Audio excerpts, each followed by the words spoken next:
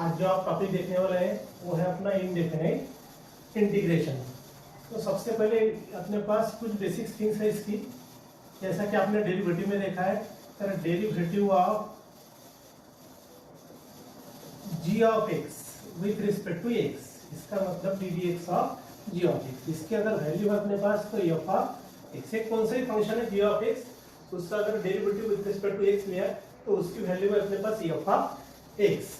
फिर इससे by using the definition of integration, integration अगर f ऑफ x का लिया गया है विथ रिस्पेक्ट टू x तो इसकी वैल्यू आएगी अपने पास g ऑफ x।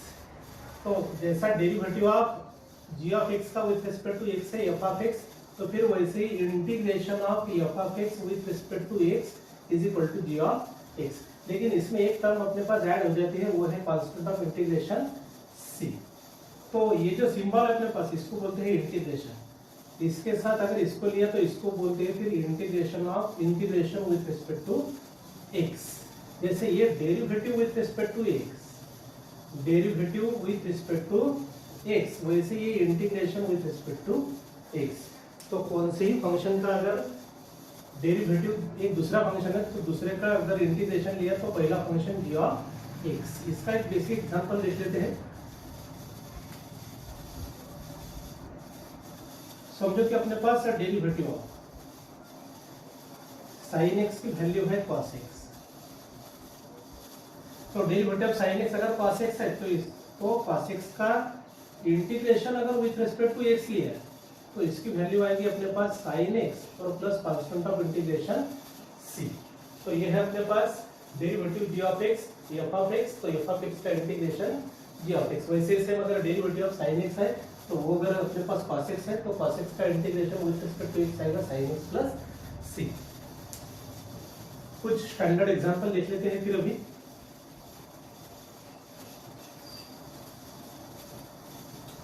कुछ बेसिक प्रॉपर्टीज है थ्योरम। तो थ्योरम नंबर 1 है अपने पास सेम डेरिवेटिव के जैसा,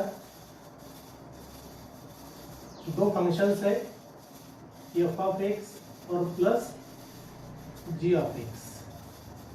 इसका अगर दोनों फंक्शन है f ऑफ x और g ऑफ x, दोनों की एडिशन है, इसको अगर एक ही इंटीग्रेशन है तो दोनों को इंटीग्रेशन सेपरेट हो जाता है डेरिवेटिव के जैसा सेम। तो यहाँ इंटीग्रेशन पहले फंक्शन का f ऑफ x, इसको विथ रिस्पेक्ट टू x, और प्लस जो दूसरा फंक्शन है अपने पास g ऑफ x, उसको भी इंटीग्रेशन सेपरेट। ये सेम प्रॉपर्टी आपने डेरिवेटिव में कैसी देखी थी, ऐसी derivative of u plus v।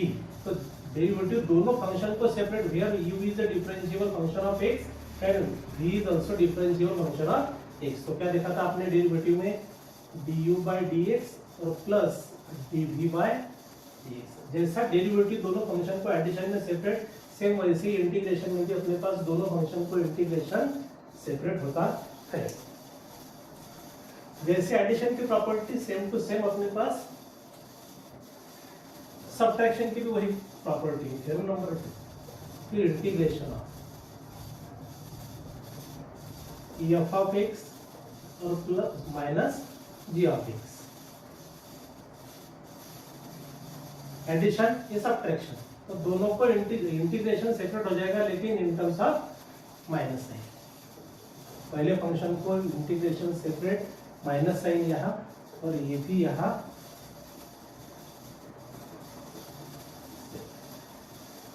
जैसा प्लस अपने पास साइन है तो बीच में प्लस, और अगर दोनों फंक्शन के बीच में अगर माइनस साइन है तो दोनों फंक्शन के बीच में माइनस साइन।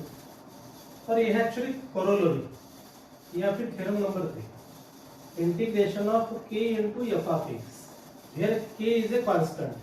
तो जैसा कांस्टेंट डेरिवेटिव में भी अपने पास बाहर रहता था डेरिवेटिव से, वैसे सेम यहाँ इंटीग्रेशन में भी कांस्टेंट बाहर, सिर्फ फंक्शन को ही derivative separate. Here k is equal to constant, constant बाहर, सिर्फ फंक्शन को ही इंटीग्रेशन सेपरेट। कुछ एग्जांपल देख लेते हैं फिर इसके बाद।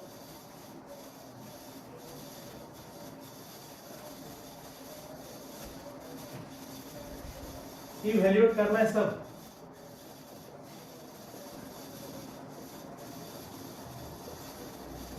Number first, integration of tan square x।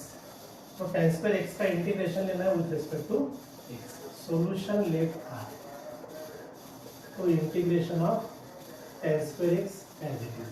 अपने पास स्टैंडर्ड फार्मूला tan स्क्वायर का नहीं है, फिर tan स्क्वायर का अगर इंटीग्रेशन नहीं है तो tan स्क्वायर की ट्रिग्नोमेट्रिक आइडेंटिटी है अपने पास sec स्क्वायर x माइनस 1।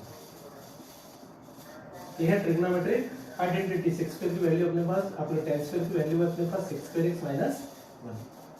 अभी भी आपने देखा f of x g of x दोनों को इंटीग्रेशन सेपरेट हो जाएगा इन टर्म्स ऑफ सब्ट्रैक्शन। फिर integration of sec square x minus integration of 1 dx। ये 1 dx को आप सिर्फ सिंपल 1 into dx dx भी लिख सकते हैं। sec स्क्वायर x का इंटीग्रेशन अपने पास tan x और माइनस 1 का इंटीग्रेशन है x। दोनों भी इंटीग्रेशन निकल गए, कांस्टेंट ऑफ इंटीग्रेशन c। एक बार और देख लेते हैं sec square x, tan square x का as it is. tan square x का अपने पास इंटीग्रेशन नहीं है, इसका फार्मूला है ट्रिग्नोमेट्रिक आइडेंटिटी में। तो एक ट्रिग्नोमेट्रिक आइडेंटिटी अपने पास sec स्क्वायर x माइनस 1। तो sec स्क्वायर x का भी इंटीग्रेशन है और 1 का भी इंटीग्रेशन है। sec स्क्वायर x का इंटीग्रेशन है tan x और 1 का इंटीग्रेशन है x। नेक्स्ट एग्जांपल,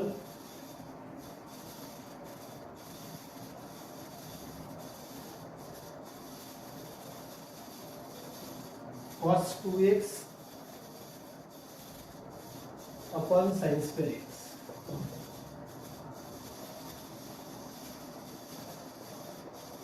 सॉल्यूशन आए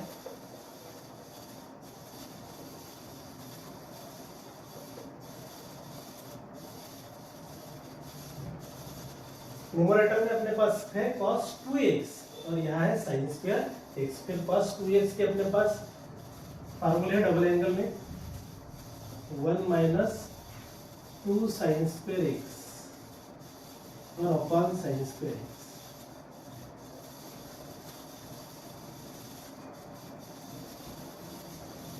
इसका फार्मूला अपने पास cos 2x is equal to 1 minus 2 sin square x। इसको अगर इसके बदले cos square x minus sin square x या फिर 2 cos स्क्वायर x माइनस 1 अगर ये भी डबल एंगल फार्मूला अगर यूज किया तो भी आंसर सेम ही आएगा। लेकिन यहाँ डिनोमिनेटर में अगर sin स्क्वायर है तो अपने पास सिंगल sin स्क्वायर में एक ही फार्मूला है, वो है ये वाला। sin स्क्वायर x न्यूमरेटर के दोनों टर्म को सेपरेट, फिर 1 upon sin square x minus 2, थोड़ा सा सेंटर में लिखना है, और यह sin square x upon sin square x।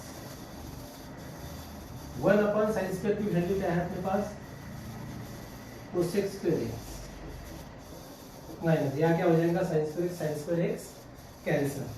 तो यहाँ है अपने पास ये 2 का,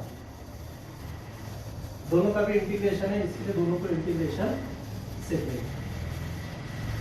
integration of cosec square x और माइनस 2 कांस्टेंट है वो बाहर, और integration dx। cosec square x का इंटीग्रेशन है माइनस cot x और माइनस 2 और इंटीग्रेशन dx की वैल्यू अपने पास x और plus constant of integration c।